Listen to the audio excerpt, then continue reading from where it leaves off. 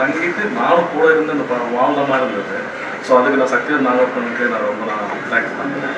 இன்னொன்று Elon madam, அவங்க நடிப்பு திறமையை வந்து அந்த உண்மையாக அவங்க வந்து காட்டியிருக்காங்க ஆக்சுவலாக. இன்னொன்று மியூசிக் டைரக்டர் அவரே சொல்லணும், ஏன்னா அவர் பேக்ரவுண்ட் ஸ்கோர் நல்லா பண்ணியிருக்காரு.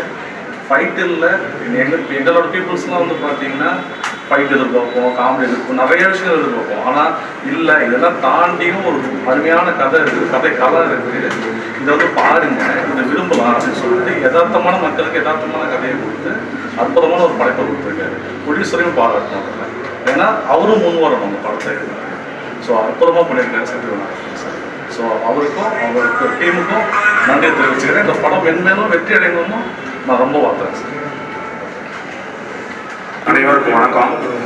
நம்ம சக்திவேல் நாகப்பன் எழுதி இயக்கி தயாரித்து நடித்திருக்கும் நாட்ட திரைப்படத்தை படம் பார்த்துட்டு வர்றோம். மிகச்சிறப்பாக பண்ணியிருக்காரு. விசைத்தறி தொழிலாளருடைய வாழ்க்கை வாழ்வாதாரத்தை அப்படியே உள்ளபடி காட்டியிருக்காரு. எந்த ஒரு ஆபாச காட்சிகளோ, எந்த ஒரு